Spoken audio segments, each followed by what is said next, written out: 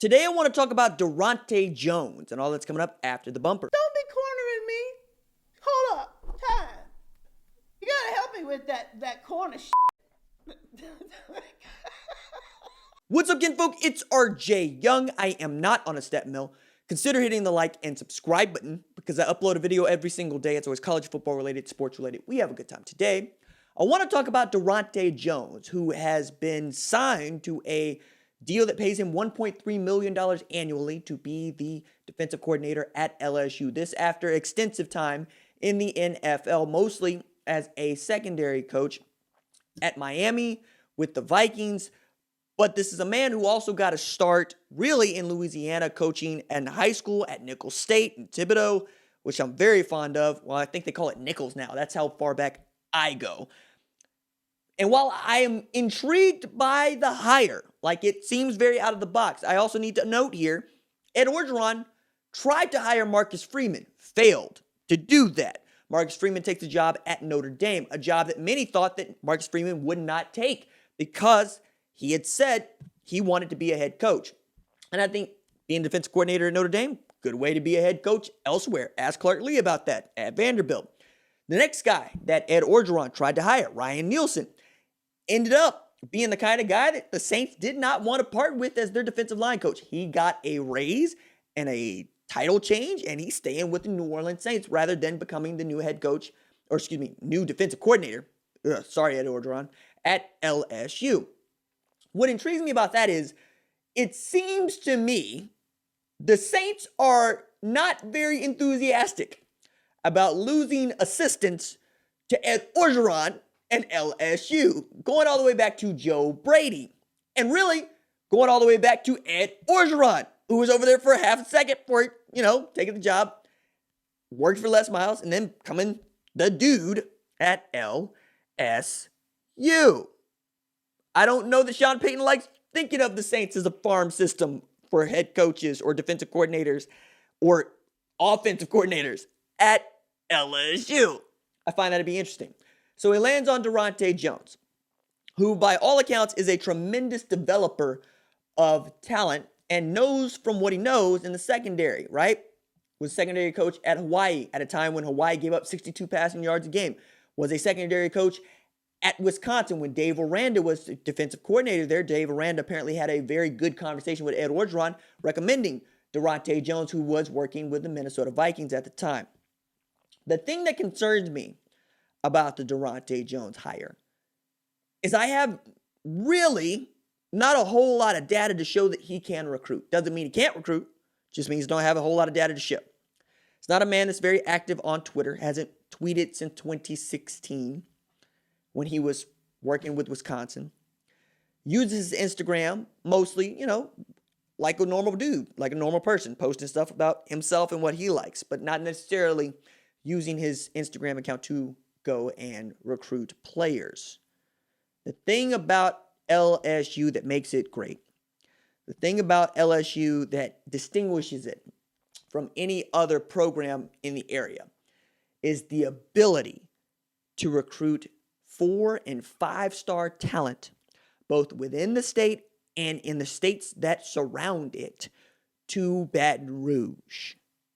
Need to know that your defensive coordinator can do that.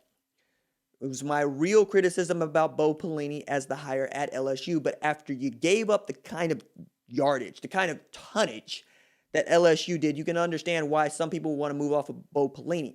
I wouldn't want to move off of Bo Pelini at this price, but they did. So they're going to pay him all of his money, and then they're going to pay Daronte Jones more money because that's how bad they want it at LSU.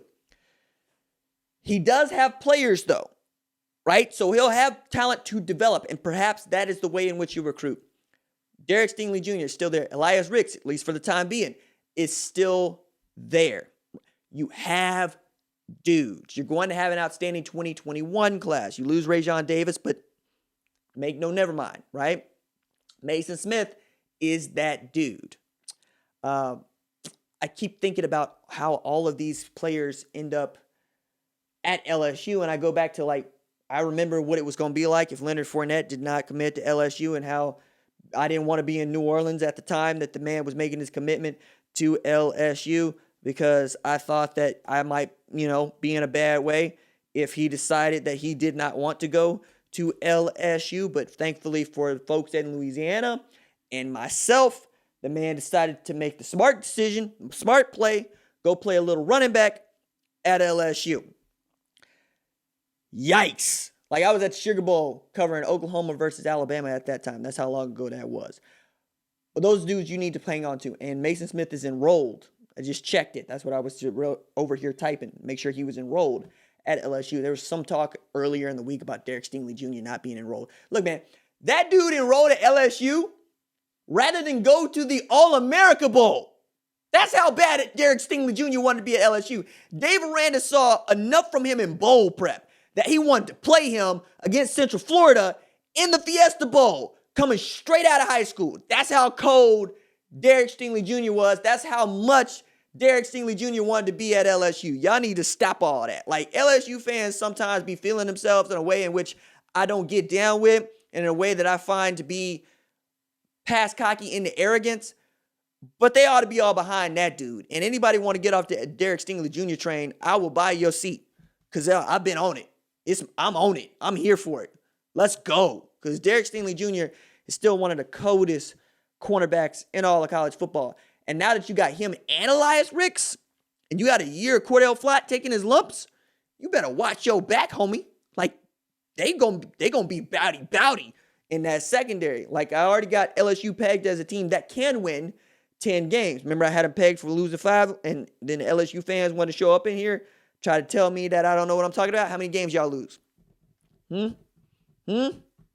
Needed a miracle from Marco in the LSU game to ensure a victory over there. You know what I mean? They want to gloat about that like it was something that they wholly made happen by themselves.